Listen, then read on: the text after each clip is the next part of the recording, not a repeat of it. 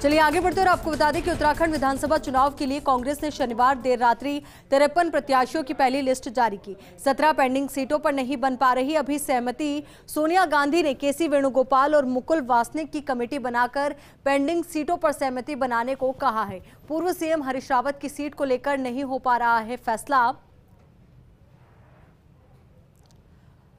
आपको बता दें कि उत्तराखंड विधानसभा चुनाव के लिए कांग्रेस ने शनिवार देर रात्रि 53 प्रत्याशियों की पहली लिस्ट जारी की है। तस्वीर भी आपको दिखा रहे हैं पहली लिस्ट की, जो 53 प्रत्याशियों की जारी की गई है। 17 पेंडिंग सीटों पर नहीं बन पा रही अभी सहमति। जोड़तोड़ की रणनीति यहां पर भी आपको देखने को मिल सकती है और साथ ही तमाम समीकरण है जिनको भी साधना है।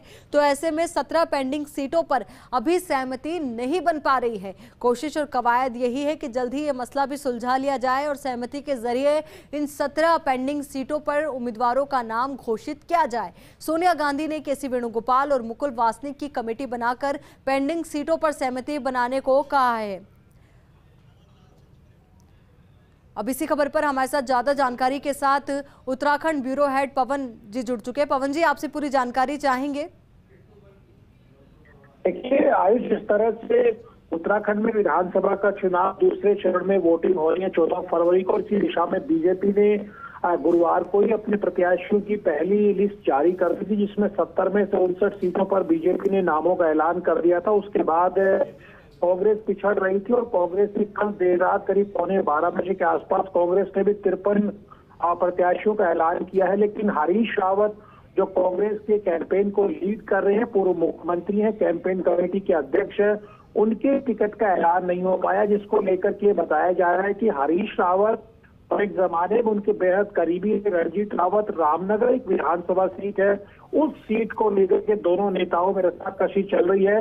और इसी को लेकर के जब 17 सीटों पर कोई फैसला नहीं हो पाया तो कांग्रेस की अंतरिम अध्यक्ष सोनिया गांधी ने मुकुल वासनिक और केसी वेणुगोपाल के नेतृत्व में कमेटी बनाई है, जो प्रदेश के नेताओं और स्क्रीनिंग कमेटी के नेताओं के साथ बैठक करके जो पेंडिंग 17 विधानसभा सीट है उनमें जल्दी से जल्दी प्रत्याशियों के ऐलान का रास्ता साफ करने की कोशिश करेगी कमेटी। और ये माना जा रहा है कि जो रामनगर सीट है उस पर जिस तरह से हरीश रावत ने दावा किया है, उससे पहले रणजीत रावत उसी सीट से विधानसभा चुनाव लड़ रहे थे। तो इस तरह से कुछ सीटें नेताओं के आपसी टकराव के चलते उलझी हुई हैं, उनको किस तरह से जल्दी सुलझा करके वहां प्रत्याशियों का ऐलान किया जाए, इस दिशा में काम करने की कोशिश की जा रही। तो कांग्रेस ने 53 प्रत्याशियों की अपनी पहली सूची जारी कर दी है, लेकिन 17 सीटें अभी पेंडिंग है, जिनमें अभी नेताओं का आपसी टकराव देखने को मिल रहा है, आपसी सहमति बन नहीं पा रही है। जी बिल्कुल पवन लालचंद जी, देखिए ये भी बेहद महत्वपूर्ण मुद्दा हो जाता है क्योंकि 53 प्रत्याशियों के नाम तो घोषित कर दिए गए हैं पर 17 का नाम अभी अटका पड़ा है। माने कि इन 17 नामों में जोड़तोड़ की रणनीति देखने को मिलेगी और साथ ही तमाम सियासी समीकरण भी साधने की कोशिश और कवायद रहेगी। निश्चित तौर पर तमाम तरह के सियासी समीकरण साधने की कोशिश और कवायद रहेगी।